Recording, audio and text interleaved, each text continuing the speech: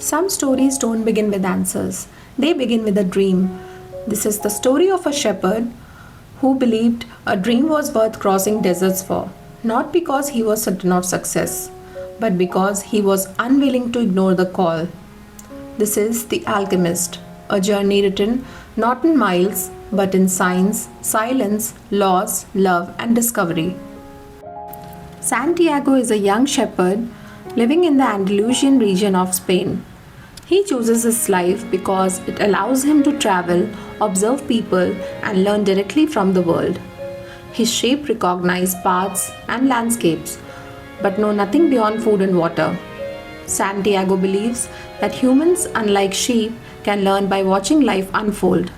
One night, while sleeping in a ruined church with a sycamore tree growing through its roof, Santiago dreams of a child who takes him to the Egyptian pyramids and tells him that treasure is buried there. The dream repeats itself exactly, leaving him uneasy. Seeking clarity, Santiago visits a gypsy woman who interprets dreams. She tells him that he must travel to Egypt to find the treasure shown in his dream. She asks for a tenth of what he finds. Santiago leaves uncertain, but the idea stays with him. Soon after, he meets an old man who introduces himself as Melchizedek, the king of Salem.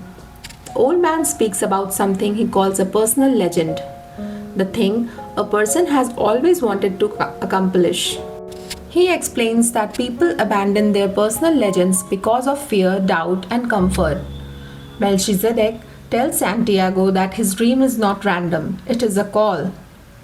Before leaving, the old man gives Santiago two stones, Urim and Thummim, to help him understand omens when he feels confused. Santiago sells his sheep, trusting the signs, and crosses the sea to Africa. In Tangier, Santiago is robbed of all his money. Alone in a foreign land, unable to speak the language, he feels betrayed by his dream. For a moment, he considers returning home. Instead, he chooses to continue. He finds work at a crystal shop owned by a merchant who once dreamed of traveling to Mecca but never went. Santiago improves the shop by introducing small changes, displaying crystal outdoors and serving tea in crystal glasses. Business grows. After nearly a year, Santiago has earned enough money to return to Spain wealthier than before. Still, he feels restless. Returning home would mean ignoring his dream. He chooses the desert. Santiago joins a caravan crossing the Sahara towards Egypt. During the journey, he meets an Englishman searching for the secrets of alchemy through books. Santiago learns differently by observing the desert, listening to silence, and reading signs. The caravan stops an oasis because of tribal warfare. There, Santiago meets Fatima. He falls in love and wants to stay. Fatima tells him that love does not stop a person from following their destiny. She promises to wait. While at the oasis, Santiago witnesses a vision of hawks fighting. He understands it as a warning of an approaching attack. He alerts the tribal leaders who prepare. The attack happens exactly as he foresaw. Santiago is rewarded and respected. At the oasis, he meets the alchemist, a man who understands the language of the world. The alchemist teaches Santiago that fear of suffering is worse than suffering itself, and that listening to one's hurt is essential. They travel together through desert. When captured by tribesmen, the alchemist claims Santiago can turn himself into the wind. Given 3 days, Santiago struggles. On the final day, he speaks to the desert, the wind, and the sun. By understanding the soul of the world, he becomes one with it. The tribesmen release them.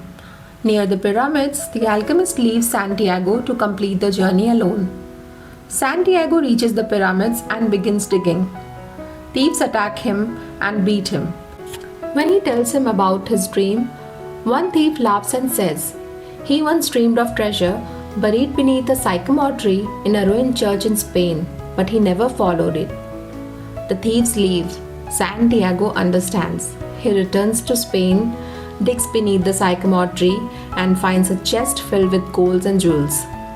He smiles, knowing that the journey led him exactly where he needed to be.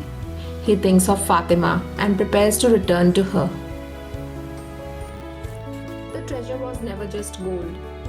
It was courage, patience, loss, love, and understanding. The journey did not change the world, it changed the one who walked through it. This was The Alchemist, a story about listening when life whispers.